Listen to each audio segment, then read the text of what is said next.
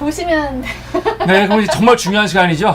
원래 송기영 교수님은 오늘 벅시를 보기로 하셨습니다. 근데 오전 10시 반 정도 전후로 갑자기 전화를 하셔서 벅시는 안 된다. 우리에게 내일은 없다. 로 바뀌셨습니다. 아, 도대체 왜 이렇게까지 오늘 이 영화를 우리에게 추천했을까? 송기영의 오프닝 크레딧입니다.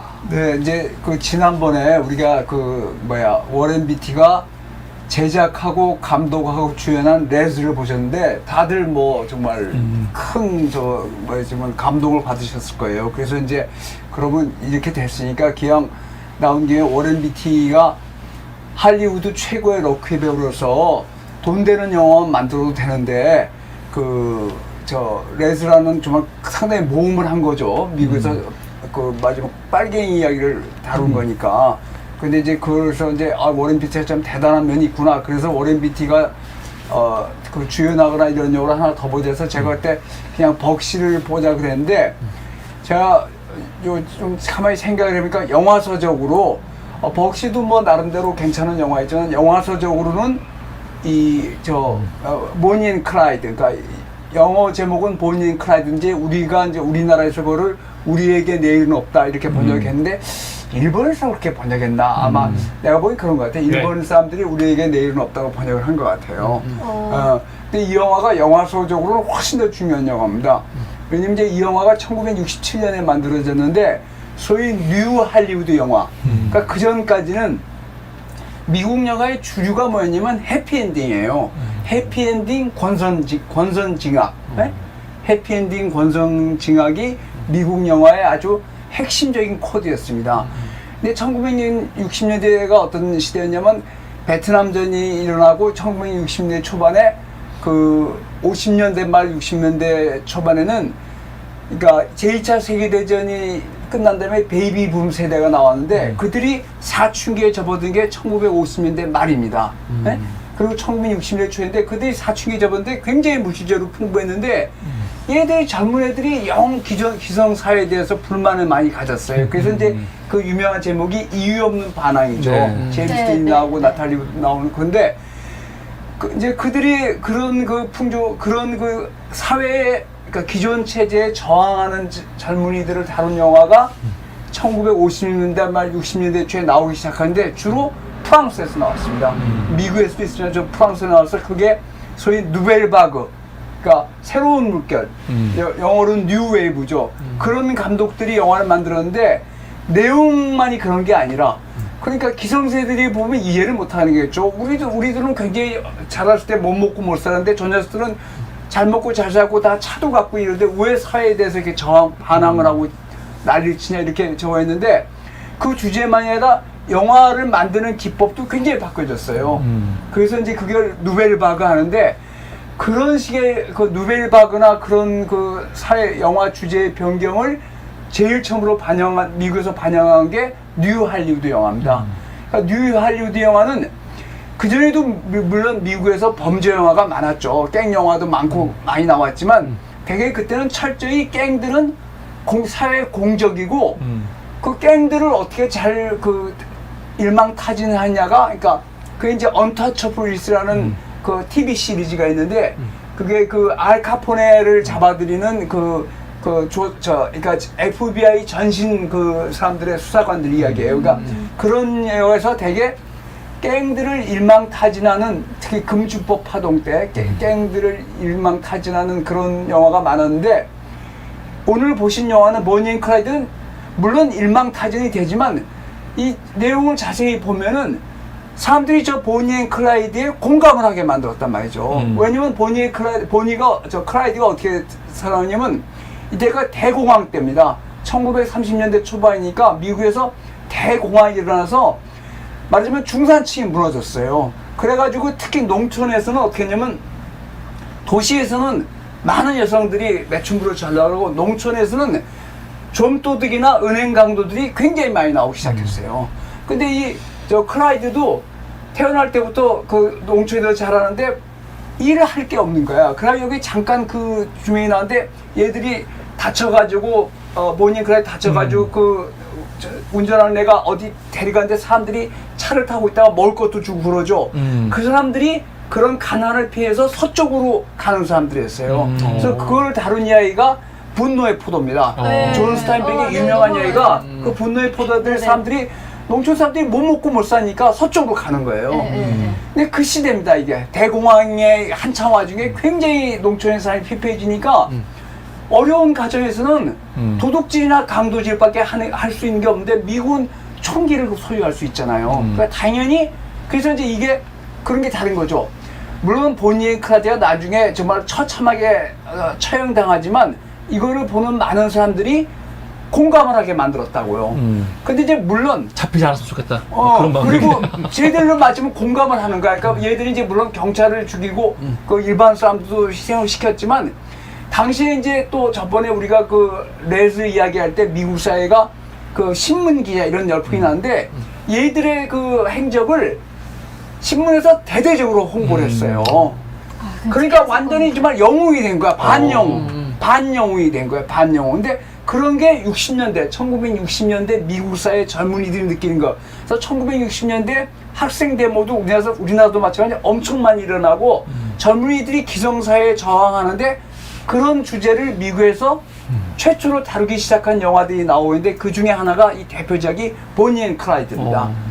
그러니까 그 기존의 영화 주제가 다른 거예요. 미국 사회를 굉장히 비관적으로 보고 거기서 그 저항했던 일종의 말이면 좀도둑들이죠. 그러니까 좀 심하게 말하면 좀도둑들인데 알카포네 같은 도시를 무대로 하는 거대한 갱 조직이 아니라 좀도둑이고 나중에 그 경찰의 추격을 받아서 아주 처참하게 최후를 받는데 그런 사람들의 운명에 대해서 사람들이 뭐라면 동정하게 그러니까 쟤들 뭐 꼭 나쁜 애들만은 아닌데 근데 실제로 1930년대 많은 미국의 사람들이 얘들을 말하자면 응원했어요. 숨겨주고 먹을 거 갖다 주고 그랬다는 거죠. 나중에 이제 저거 했지만.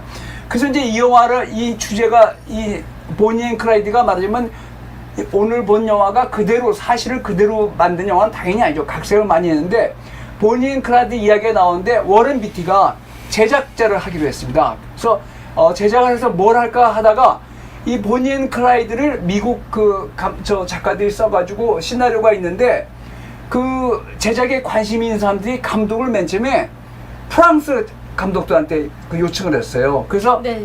장르 고다르. 그러니까 이 영화의 기법이 누벨바그에 많이 그 영향을 받았는데 장르 고다르한테 요청을 했다 장르 고다르가 거절했어요. 그 다음에 프랑스와 트리포. 그 프랑스의 누벨바그 유명한 감독들인데 그들한테 제안을 했다가 그게 잘 안 되는데 워렌 비티가 시나리오 읽게 됐어요. 그래가지고 워렌 비티가 이제 프랑스에 가서 그 프랑스와 트리포를 만나가지고 그 이야기를 들었는데 워렌 비티의 결론은 이거는 미국 사람이 감독을 해야겠다. 그래가지고 워렌 비티가 감독을 찾다가 아서 펜이라고 굉장히 그렇게 많이 알려진 그 감독은 하지만 굉장히 중요한 감독입니다. 그 아서 펜이 이 영화를 감독하게 됐고 원래는 워렌 비티가 보니 역에 자기 누나를 쓰려고 그랬어요. 셜리 맥클린이라고 네. 그러니까 워렌 비티의 친누나입니다. 근데 미국에서 여자 배우 치고는 굉장히 그 진보적인 저기를 가려고 그 셜리 맥클린이 나중에 결혼한 다음에 오프라 윈프리요? 그 여자 이름이 오프라 윈프리 쇼에 나와서 네네. 자기는 결혼했지만 남자랑 자기 남편하고 그 혼외 정사를 더 문제 삼지 않기로 했다. 그렇게 했어요. 그 굉장히 유명한 셜리 맥클린은 굉장히 반체제적이고 꼭 좌파 그런 게 아니라 굉장히 그러니까 진보적인 여성의 상징이에요. 그 셜리 맥클린도 키가 큽니다. 170 정도 되는 굉장히 큰데 셜리 맥클린을 쓰려다가 안 되니까 워렌 비티가 그 제작만 하다가 클라이드 역을 맡게 되는데 워렌 비티가 원래 잘생겼지만 고등학교 때 미식 축구에 그렇게 잘했다는 거에서 많은 대학에서 스카우트가 들어왔는데 연기를 하려고 지네 누나가 이미 할리우드 스타에서 연기를 하려고 저걸 해서 키가 188cm예요 워렌 비티가. 워렌 비티가요? 188cm. 엄청 좋구나. 셜리 맥클린은 170인데 정말 엄청 키도 크고 예. 그 아주 미남이잖아. 네. 그래가지고 이제 이걸 만들었는데 이제 제작을 맡으면서 주연을 했어요. 근데 이 영화의 전체적인 것은 워너 브라더스라는 유명한 그 메이저 회사가 맡았는데 워너 브라더스 간부진이 전 망할 자식 이거 뭐 하냐고. 왜냐면 이렇게 폭력적인 영화, 그러니까 폭력을 말하자면 예찬은 하지만 이걸 정당화하는 영화는 말도 안 된다고 굉장히 투덜거렸는데 그래가지고 맨 처음에 어떻게 했냐. 이 영화를 만든 다음에 워너브라더스 돈은 됐지만 이 영화를 만든 다음에 홍보를 안 했어요. 전국 개봉은 안 했어. 그래요? 저 잘못하다가 저 돈 깨질 것 같으니까. 잘못되면. 그래서 이제 이 영화를 개봉을 딱 하니까 사람들이 선풍적인 인기를 끌었어요. 그래가지고 얼마 지난 다음에는 이 영화가 워너 브라더스 영화사가 수익을 최대로 올린 영화 중에 하나가 됐어요. 그래가지고 아마 그 투자한 돈의 한 30배가 벌었을 거야. 근데 저 워렌 비트가 괜찮은 게 자기 몫이 40%인데 10%를 아서펜한테 감독한테 띄워줬어요. 근데 이 영화에 저희가 당시에 헐리우드 영화의 어떤 그 주류를 확 바꾼 영화가 하나가 됐습니다. 그 대표적인 영화 중에 하나가 우리가 저번에 처음 해본 졸업이라는 영화예요. 졸업이라는 영화도 그렇죠. 사실 미국 기성세대들이 보기엔 말도 안 되는 영화거든. 잘 먹고 잘 사는 집에 아들놈이 그거 안 하고 저 유부녀하고 그 맨날 그런 짓이나 하고 뭐 이렇게 사회에 적응하지 못하고 그런 건데 그런 것이 60년대 미국 젊은이들뿐만 아니라 전 세계적으로 60년대가 스튜디오 파워의 시대였고 또 하나는 그러니까 카운터 컬처 반문화. 그러니까 우리 이제 록 음악에서 따지면 저거야. 롤링 스톤스, 지미 제거지? 네. 맥제거인가? 믹 제거. 네. 믹 제거가 소위 말해서 완전 반영웅이거든요. 공연할 때 엉덩이 뒤로 깔고 엿먹어라 하고 노래 저거 벨 악당 짓을 하는데 그런 세대였어요. 그러니까 그 60년대가 맞으면 그 카운터 컬처, 기존 문화나 사회나 문화에 저항하는 그런 청년들의 어떤 그런 잠재력이 폭발하던 시기였는데 네. 바로 이 영화가 그런 그 영화에서 그런 영화의 서막을 알린 영화 중에 하나입니다. 그러니까 근데 영화를 자세히 보시면 이게 사실 지금 수준으로 보면 이 정도 폭력은 아무것도 아니죠. 얘들 저거는 뭐 그 정도는 아닌데 그 다루는 과정이 굉장히 폭력적이라고. 그잖아요. 그러니까 그냥 길에서 우연히 만난 두 젊은 남자애가 총질을 하고 다니니까 갑자기 별 이유도 없이 얘들은 갱도 아니고 근데 사실 미국에서 그때 1930년대 미국의 많은 하층 애들이 총은 있겠다. 돈 벌 것은 없겠다. 그러니까 은행들을 많이 털었다고. 그래가는데 또 미국은 어떤 법이냐면 주마다 법이 다르잖아요. 경찰이 주를 넘어가면 못 추적해요. 그래서 이제 텍사스 레인저스가 하다 나중에 이제 FBI가 생기고 이제 그런 것 때문에 생겼는데 이 영화가 폭력을 예찬하는 그런 면에서 굉장히 이제 비난을 많이 받았지만 영화에서 그런 것에 물꼬를 텄죠. 우리 사실 지금 우리나라 영화 봐도 조폭 영화 봐. 총은 아실 뿐이지 총보다 더 처참하게 뭐 별짓을 다 하잖아. 별짓을 다 하는데 지금 너무 무서워. 그런 것들에 해서 그런 것들을 정면으로 다루기 시작했었어. 비판도 많이 받았지만 당시 1960년대 그 젊은 사람들이 느끼는 사회에 대한 반항이나 이런 걸 다루면서 굉장히 선풍적인 인기를 끈 영화예요. 그 워렌 비티가 제작자로서 정말 크게 성공했죠. 왜냐면 워너브라더스에서는 이걸 저 망할 자식 우리 돈 까먹는데 이게 대대적으로 성공했으니까. 그래서 이제 지금 보시면 여러 가지 이게 60년 전 영화입니다. 근데 그 만드는 방식이 당시 60년대로 보면 굉장히 현대적이에요. 이 아소펜이 굉장히 뛰어난 감독입니다. 그러니까 처음에 그 영화를 전개하는 방식이 굉장히 현대적이라고. 그러니까 지금 봐도 맞아.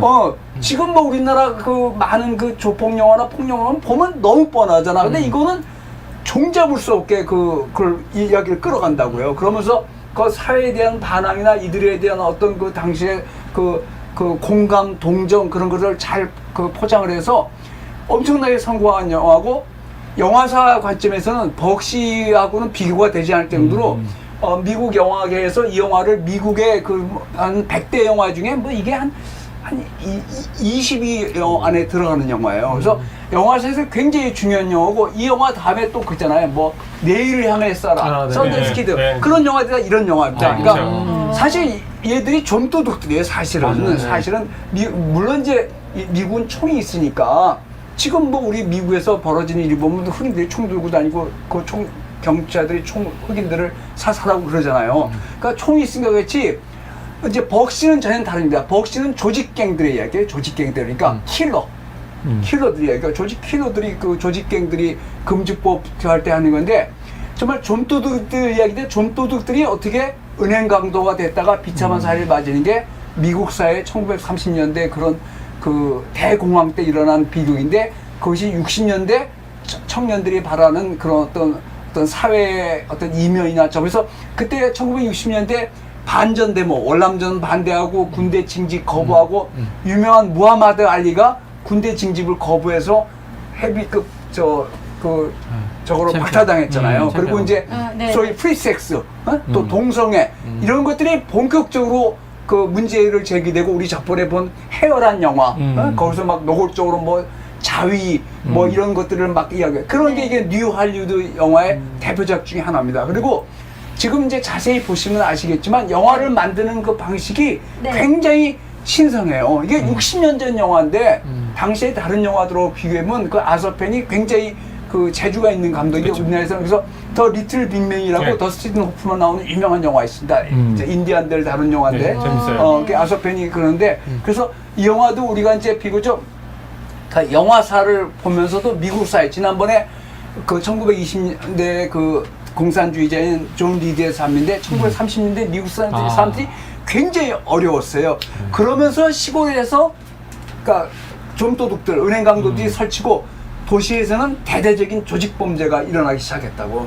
그래서 이제 그런 면에서 한번 같이 봤는데, 하여튼 이 영화가 우리나라에서 개봉할 때도 엄청난 인기를 끌었습니다. 그래서 꼭 한번 우리가 영화사를 정리하고 있으니까 꼭 한번 보셔야 될 영화라고 생각하고, 그러면서 우리나라 이제 지금 우리나라도 그 조폭 영화가 엄청 많잖아요. 근데 너무 옛날 강식 답습하고 너무 그런 것 같아. 그러니까 그래서 이거는 하여튼 물론 이게 100% 실화는 아닙니다. 많은 부분을 과장했어요. 그렇지만 그건 제가 나중에 말씀드리고 그래서 영화사를 우리가 짚어보고 있으니까 그런 면에서는 꼭 봐야 될 영화라고 생각해서 제가 갑자기 저걸 바꿨습니다. 네, 지금까지